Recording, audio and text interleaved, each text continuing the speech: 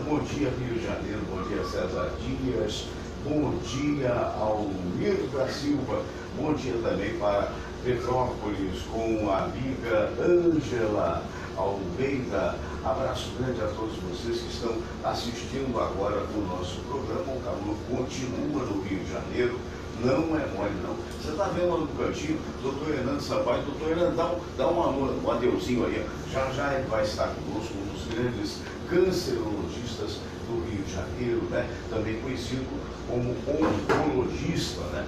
É um homem que trata dos problemas do câncer, entre outros grandes médicos. A Minga vai estar conosco aqui mais uma vez, como tem acontecido às terças-feiras, aliás. Um alô para o Maurício Berger, que viria aqui hoje, mas que não pôde também. E o nosso Davi Teles também recebeu o nosso carinho, o nosso abraço. Doutor Oscar Berro está assistindo a gente. Um abraço, doutor Oscar. Abraço grande a Valéria Cristina Dias, a Valcir Martins, a Marion Duarte, a grande cantora. Um abraço grande. Todos estão aí conosco mais uma vez no nosso programa. Bem, a gente vai àquele mini editorial que vocês já se acostumaram no início do programa, não é? Bom dia, Berro. E eu vou falar um negócio. Olha, há muitos anos atrás, quando eu comecei na imprensa, eu já contei essa história para vocês.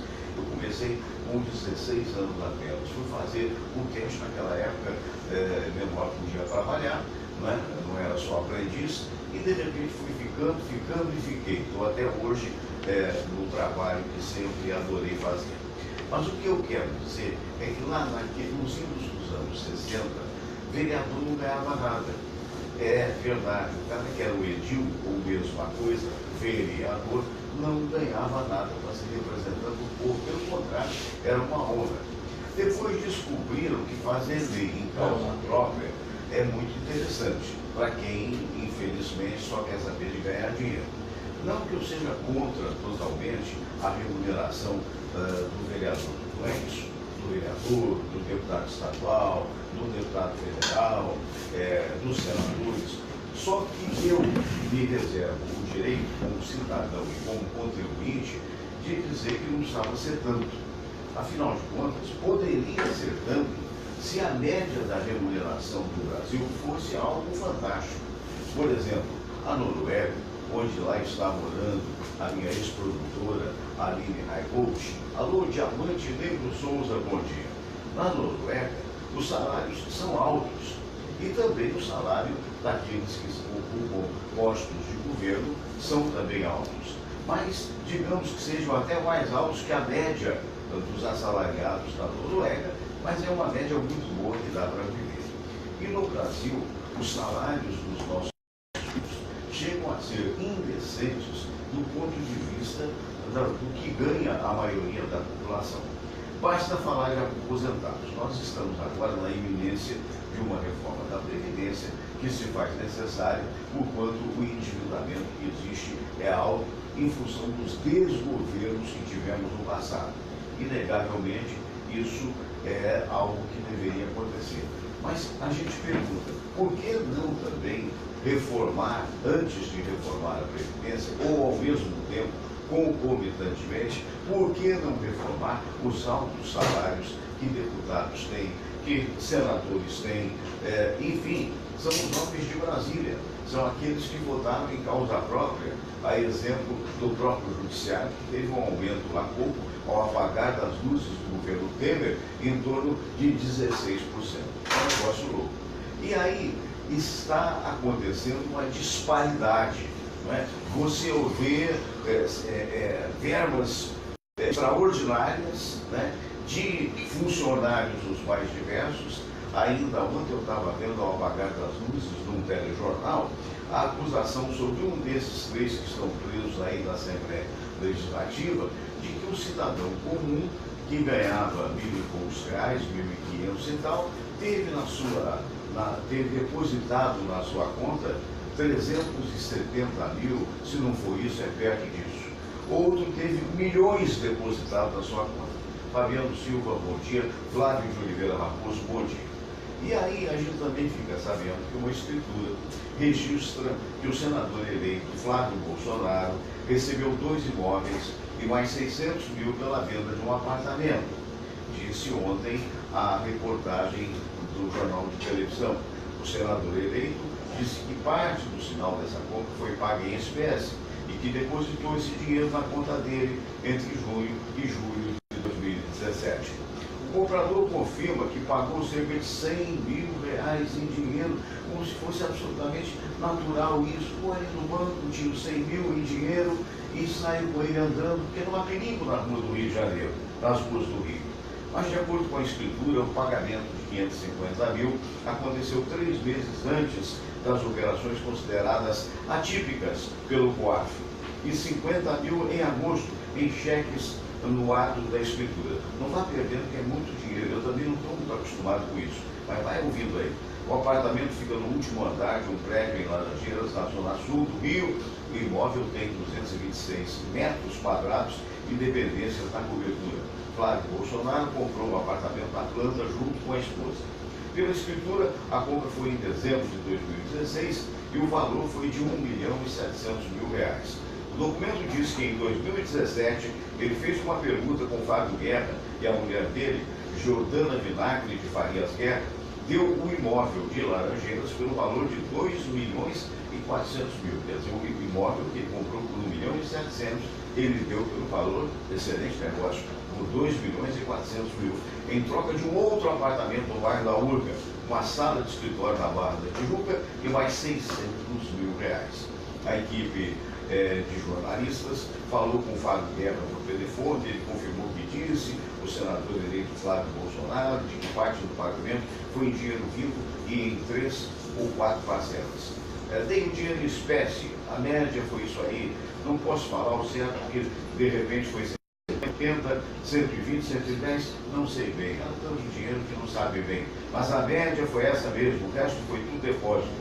No entanto, a escritura diz que 600 mil foram pagos da seguinte forma: 5 cheques que somaram 50 mil e outros 550 mil foram pagos anteriormente a título de sinal no dia 24 de março de 2017.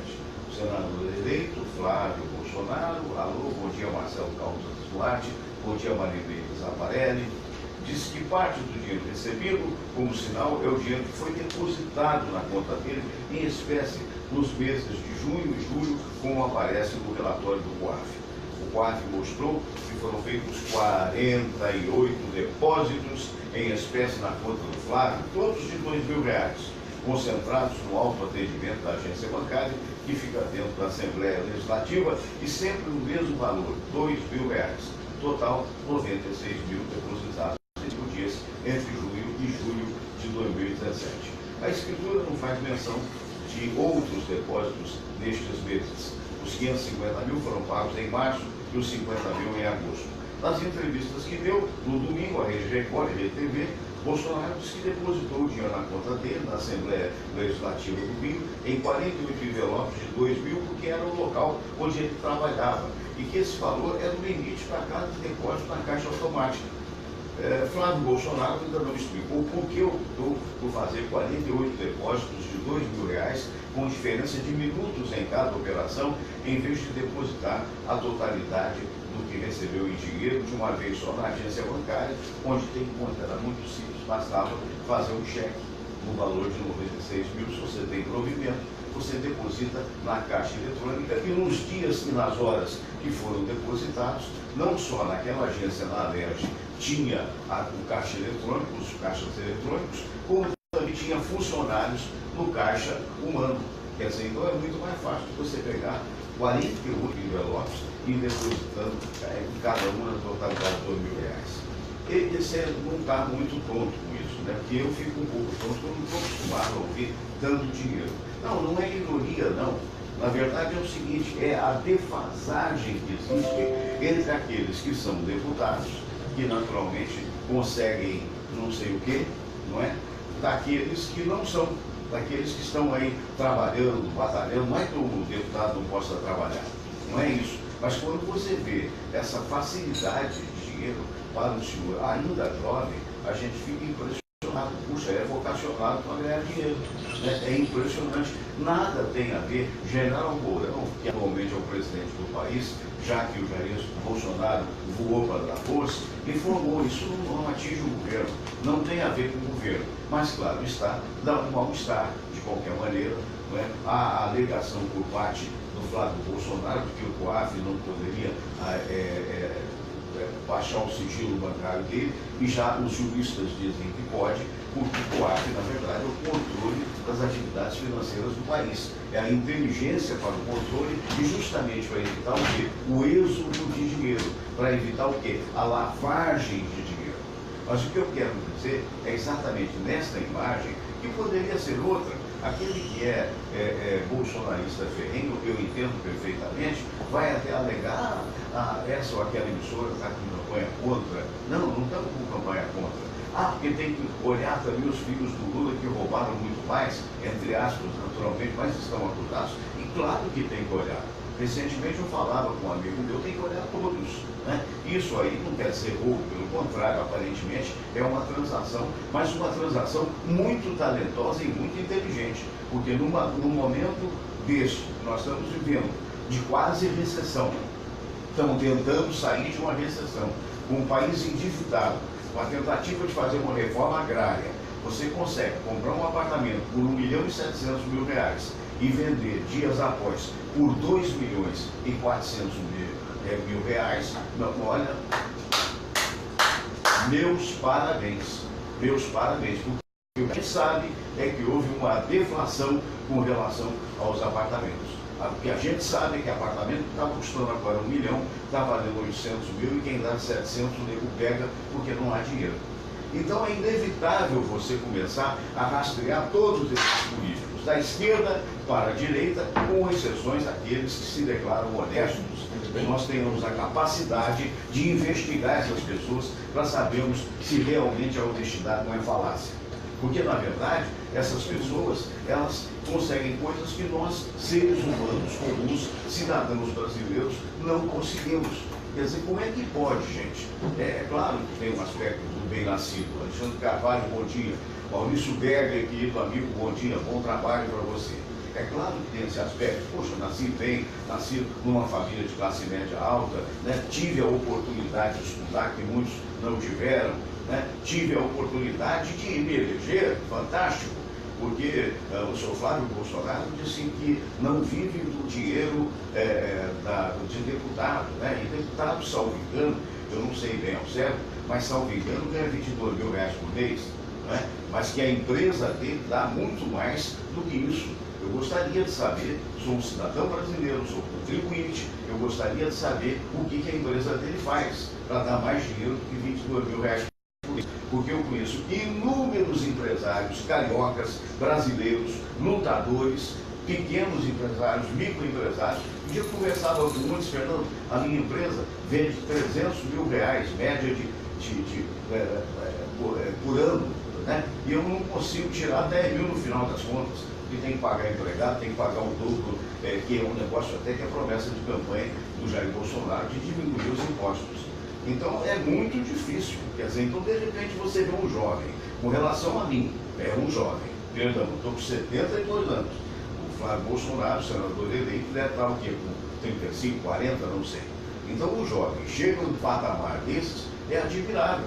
A gente quer saber o que a empresa dele faz para poder ele dizer de forma clara de que ganha muito mais como empresário do que como deputado. Não é? É claro que cada um faz o que quiser com o seu salário. Mas eu penso que essa é uma realidade que nós temos que olhar, que nós temos que perceber, porque acordou sim, quando a população brasileira elegeu todas essas pessoas em detrimento à roubalheira que aconteceu, lamentavelmente, nos desgovernos do PT. Né? Quando a população brasileira elegeu muito mais o anti-Lula do que propriamente até o atual presidente Bolsonaro, na expectativa do discurso verdadeiro, que é o discurso de honestidade que se espera desses cidadãos. Recentemente, ele está em Davos, o Mourão vai presidir o país, já está presidindo, aliás. Parabéns a ele, que disse que vai ficar no Palácio da Vice-Presidência, não vai ocupar o gabinete da presidência, não vai adotar nenhuma medida provisória, vai simplesmente governar. E o Brasil tenta lá, através de Bolsonaro e sua trupe, digamos assim, se mostrar mais ativo, mais verdadeiro, mais competente, e Deus permita que essa competência realmente aconteça para que tenhamos um país melhor. Mas, sobretudo, há que ter uma coisa chamada transparência, porque, afinal de contas, o brasileiro anda cansado de sofrer. Bom, isso colocado, isso posto, nós vamos aqui a esse momento, lembrando a você que este programa na verdade, uma oferta das espadas katana.com.br, onde você pode ter espadas realmente muito bonitas, espadas autênticas dos samurais, que são importadas do Oriente e chegam à sua casa em qualquer ponto do país. espadascatana.com.br. Vai lá e confira.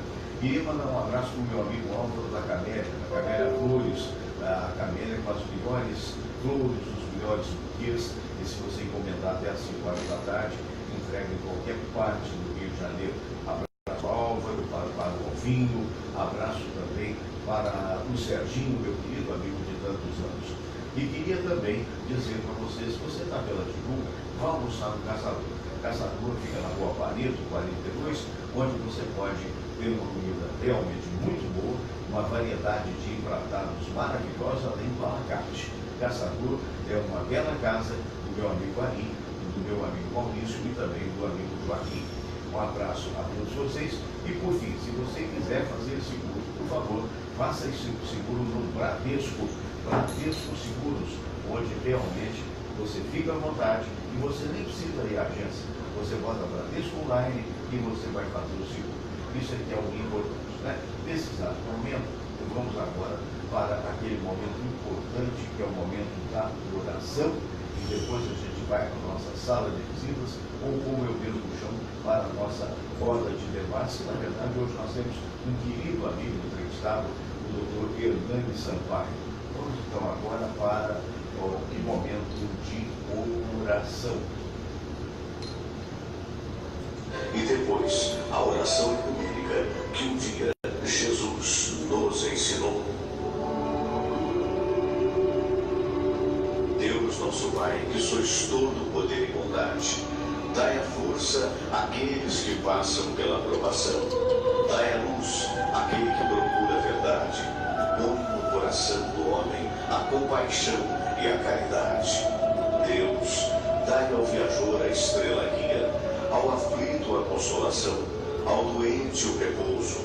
Pai, dai ao culpado o arrependimento, ao espírito a verdade, à criança o guia, ao órfão o pai. Senhor, que vossa bondade se estenda sobre tudo que criastes. Piedade, Senhor, para aqueles que não vos conhecem. Esperança para aqueles que sofrem.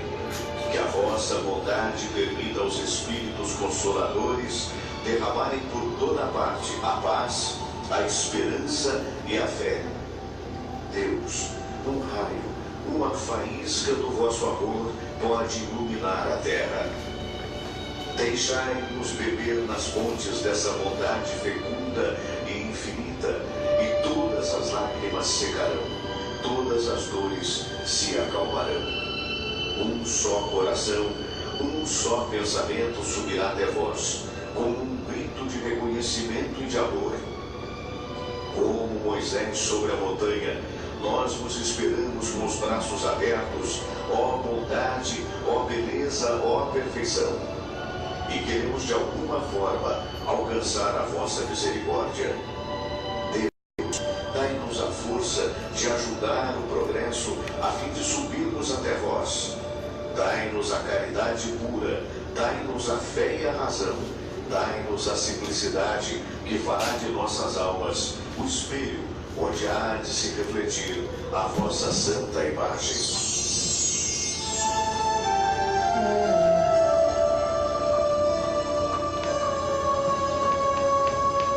Pai nosso que estais nos céus, santificado seja o vosso nome.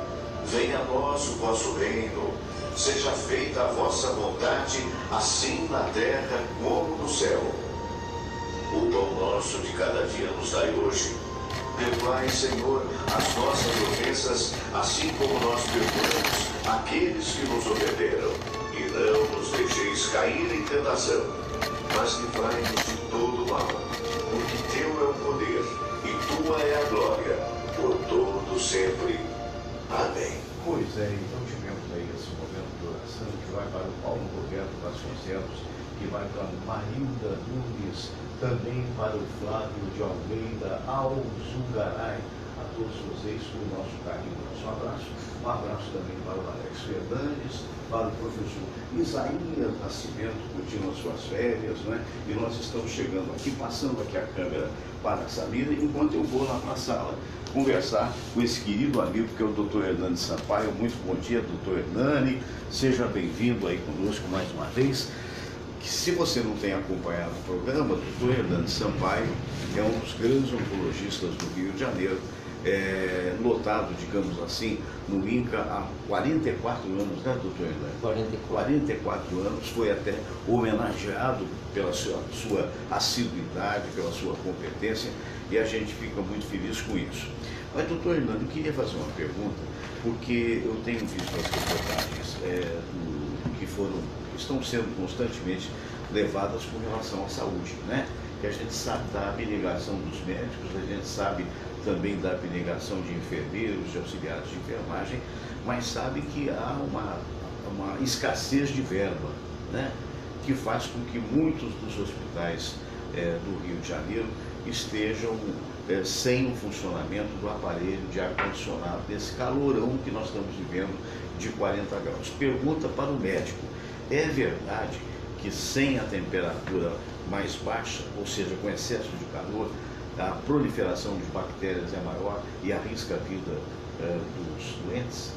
É verdade, sim.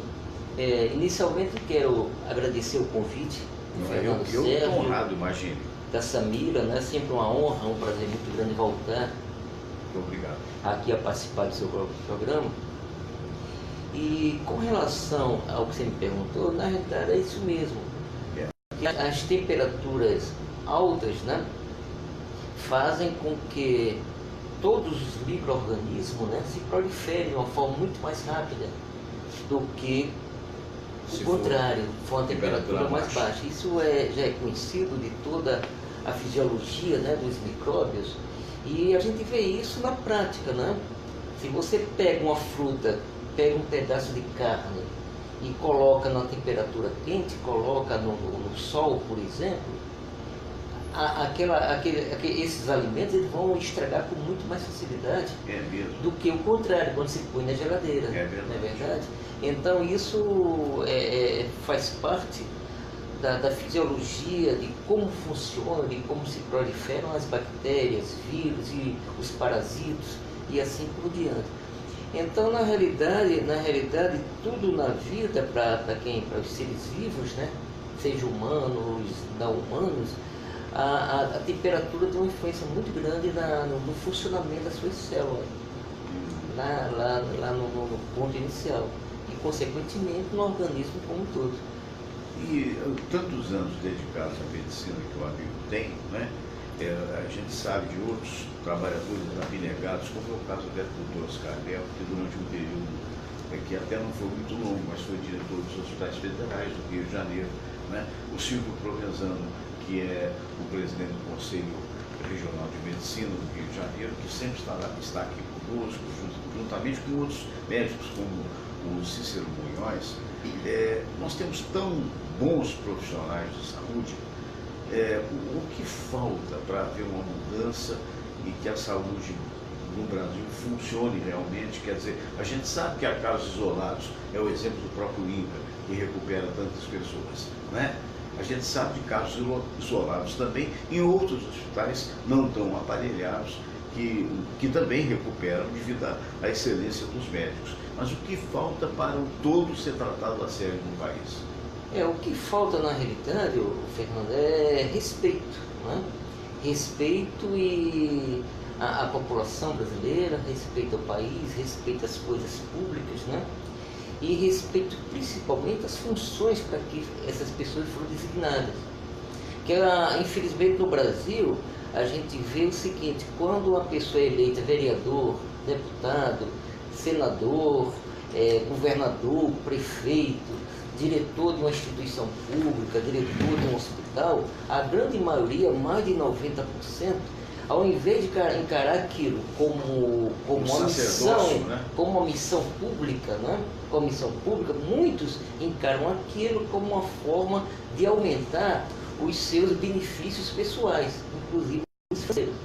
Então, o correto seria o seguinte: a pessoa vai assumir um cargo como deputado federal.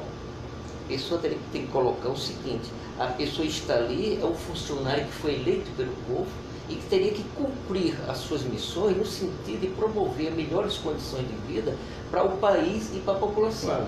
A mesma coisa acontece nos hospitais. Por exemplo, os hospitais públicos, a pessoa tem que encarar aquilo como uma missão e não como uma forma de vaidade pessoal ou uma forma de usufruir daquilo em benefício próprio, em benefício de determinados grupos. Então, infelizmente, o que acontece é o seguinte: o Ministério da Saúde, por exemplo, é um dos ministérios mais corruptos que existe, ou que existia. Então, para você ter uma ideia, hoje, até desde a época do Sarney para cá, ou seja, quando os militares largaram o poder, se estima que 40% da verba do Ministério da Saúde vai para a corrupção. Nossa.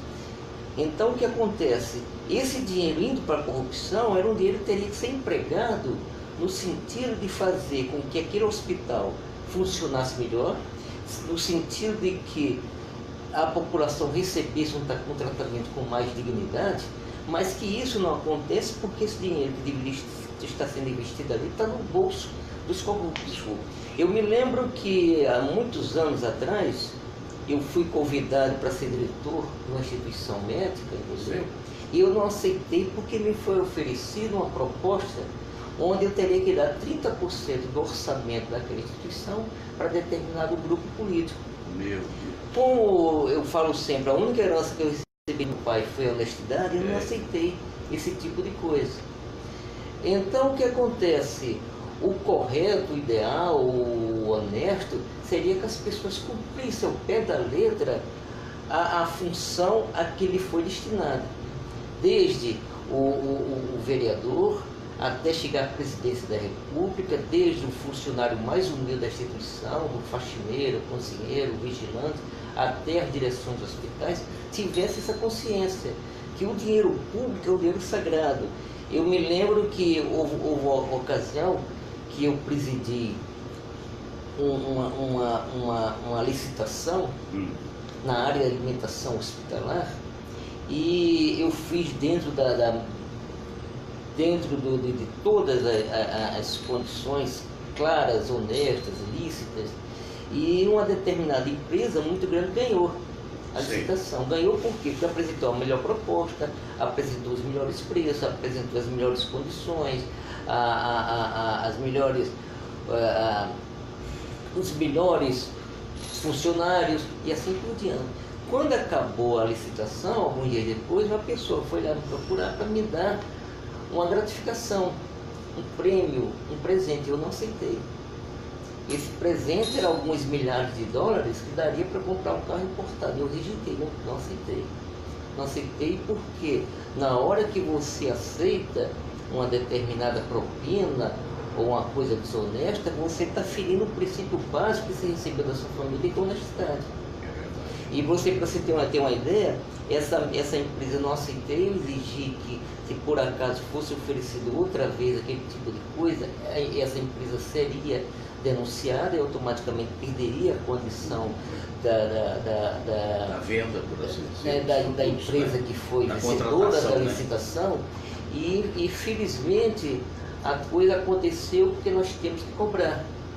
E o mais importante disso é o seguinte: se todas as pessoas brasileiras, ao assumir determinado cargo, a determinada função, cumprissem com honestidade, a coisa funcionaria muito melhor.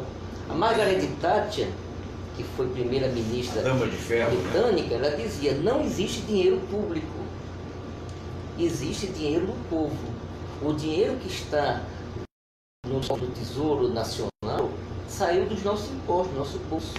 Porque muita gente vê assim, vê uma pessoa roubando, está roubando o Estado, o município, a nação. Está roubando o dinheiro da nação, do governo, é nosso. Quando na realidade é nosso.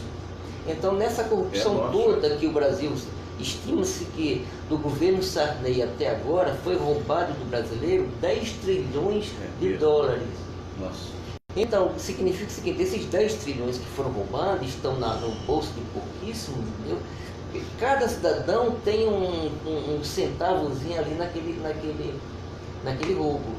Então, na realidade, a corrupção, quando rouba, não rouba do governo, rouba dos impostos que nós pagamos.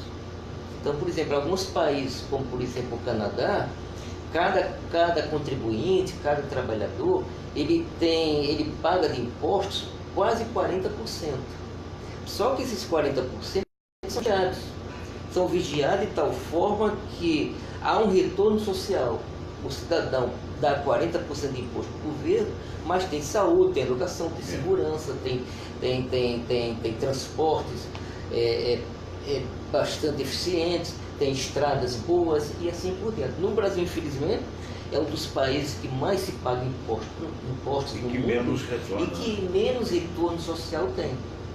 Então isso é lamentável, né? Então, na realidade, se o Brasil não tivesse essa corrupção, onde a maioria dos ministérios, né, a maioria das instituições públicas tem quase 40% roubado, nós seríamos um dos países mais ricos do mundo e seríamos um dos países onde seria oferecido para a sua população as melhores condições de vida. Com certeza, com certeza. Né? Então, na realidade, como você falou, por exemplo, faltou um ar-condicionado. Por quê? Um mau gerenciamento, entendeu? E um uso indevido e desonesto da verba que foi dotada para a Constituição. Eu me lembro que em 1985, o hospital em que eu trabalho atualmente, o Hospital do Câncer 2, nós elegemos o diretor do hospital.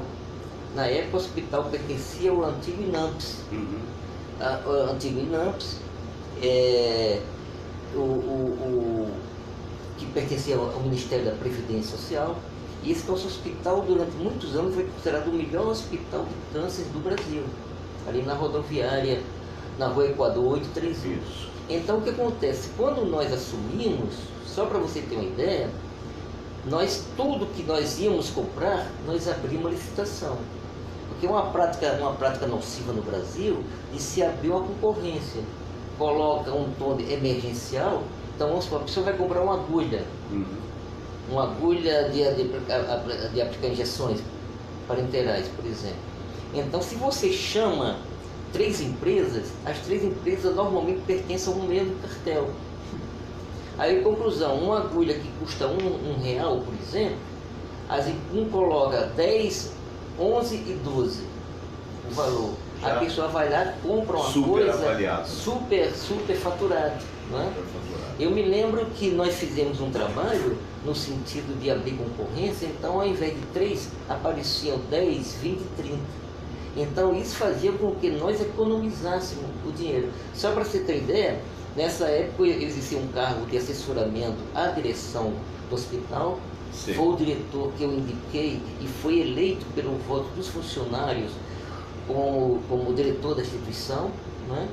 E só para você ter uma ideia, nós devolvíamos por mês para a Previdência Social cerca de R$300 mil. Olha só. E isso foi um assunto interessante. Quando a maioria dos hospitais faltava dinheiro, o nosso sobrava.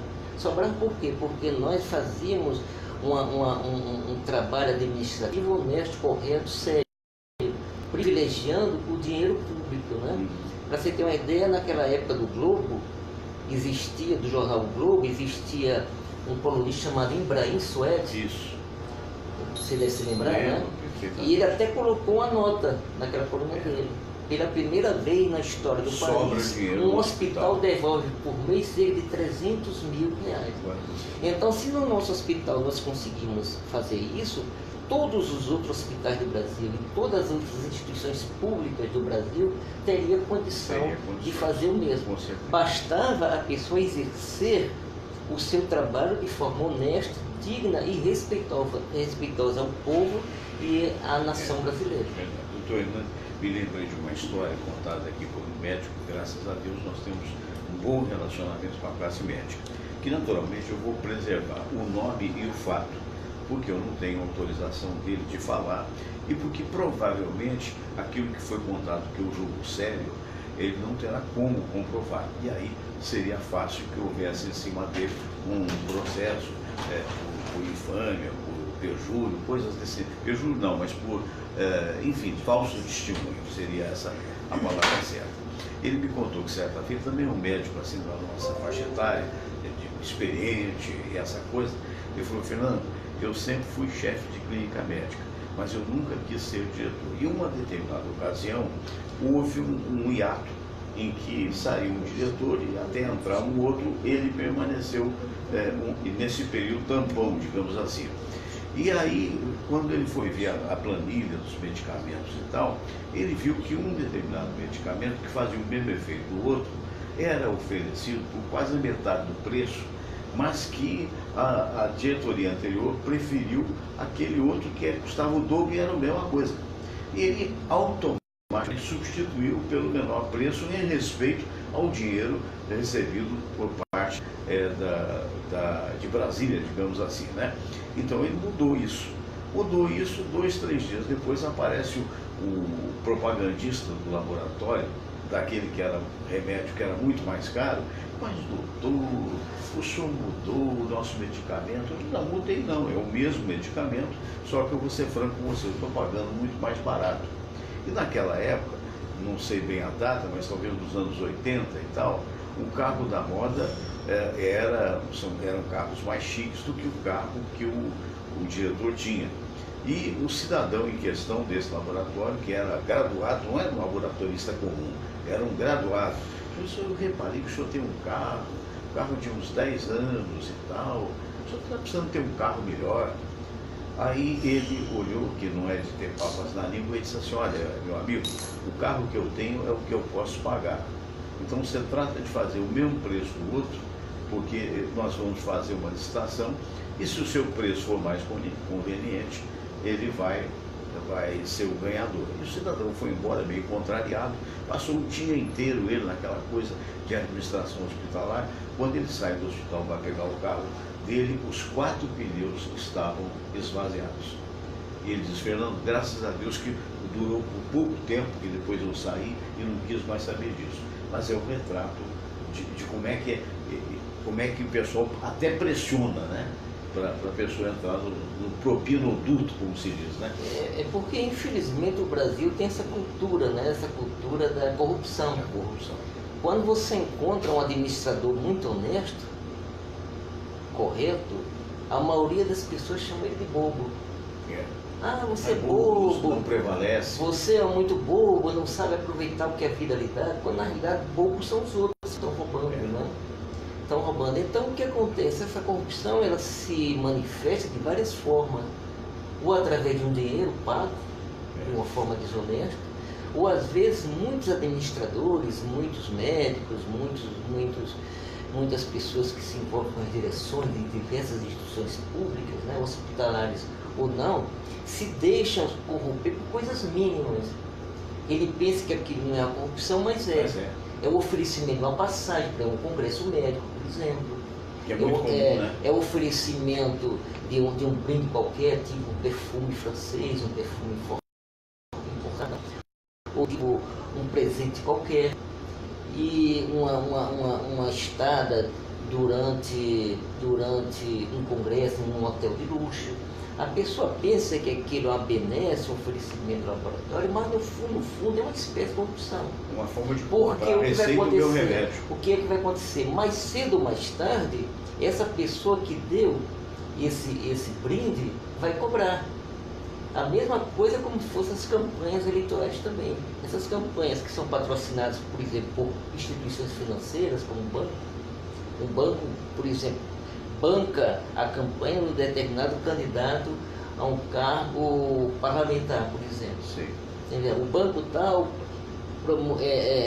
ofereceu ou doou tantos milhões de reais para o candidato fazer sua campanha visando ser eleito naquele cargo parlamentar.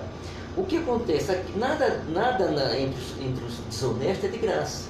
Sim. A pessoa deu aquele brinde, né, ofereceu aquela benesse, mas depois vai cobrar. É diferente quando você chega numa instituição filantrópica, por exemplo, e dá uma doação, dinheiro para aquele asilo ou aquele orfanato funcionar. Então, na realidade, a corrupção é uma coisa que está imbuída no brasileiro e que tem que acabar isso. Por isso que eu falo o seguinte, que a corrupção, quem recebe 1 centavo recebe 1 milhão. Ah, sim. Então, eu acho que a corrupção teria que ser considerado um crime gravíssimo contra o povo brasileiro, contra a instituição, contra a nação brasileira. Porque o corrupto e o corruptor são os piores bandidos que existem. Então eles são assassinos, porque o dinheiro roubado vai causar morte de pessoas. Pela falta de medicamentos, falta de assistência, isso falta mesmo. até de estudo. Exatamente, você vê, por causa, no INTO, Instituto de Trauma Ortopedia, tem pessoas lá esperando uma prótese há mais de 10 anos. Nossa. Uma prótese fêmur. E por que não foi colocada essa prótese ainda? Porque o dinheiro da prótese foi desviado de forma corrupta para o bolso de algumas pessoas ligado à instituição. Então, por isso que eu falo o seguinte, o corrupto é o pior bandido que tem, assim como o corruptor, porque ele é assassino de muitas pessoas, eles causam dor e sofrimento, as pessoas ficam esperando, conforme eu falei agora há pouco, 10 anos para a colocação de uma prótese. Imagina uma pessoa com dor durante 10 anos. Eles causam analfabetismo, porque o dinheiro deixa de ir para as escolas, ele causa as doenças infantis, porque as crianças não vão receber atendimento, eles causam danos à segurança pública, né? Por que a segurança está o Brasil hoje corrupta, tá é porque o dinheiro não é investido. O dinheiro não é investido, não se paga o que deveria se pagar para os policiais, para as pessoas que seriam responsáveis pela segurança daquela região. Então, infelizmente, a corrupção tira o dinheiro que era para estar beneficiando o povo nesse diverso setor. Agora, doutor Hernando, nós vivemos um momento de esperança, né? De uma renovação, uma nova mentalidade, pelo menos tem sido dita por parte do presidente eleito, com relação também a não conceder para políticos, né, os ministérios, coisas desse nível. Agora, a população, ainda que parte dela, a maioria satisfeita com esse novo rumo, não pode se desmobilizar, né? Não pode só simplesmente se apaixonar por esse ou por aquele político, esquecendo de conferir, né? Porque muita gente já votou em deputado, e até em presidente, isso aqui, e esqueceu, largou mão. Eu acho que essa mobilização que houve, é preciso que haja, sim, fiscalização de tudo que acontece, não acha? Então, para você ter uma ideia, o Fernando, eu acho que a partir do momento que os militares entregaram o poder para os civis, para se instalar uma democracia, eu acho que foi uma coisa terrível para o país, sob esse ponto de vista da corrupção. Então, quando a gente viaja para o exterior, por exemplo, quando eu estive em Londres, por exemplo, os ingleses perguntavam: que país é esse em que todos os ex-presidentes da República, do Sarney até agora o Temer, todos são investigados por corrupção? Todos. Ele também perguntava: como é que pode um país onde a maioria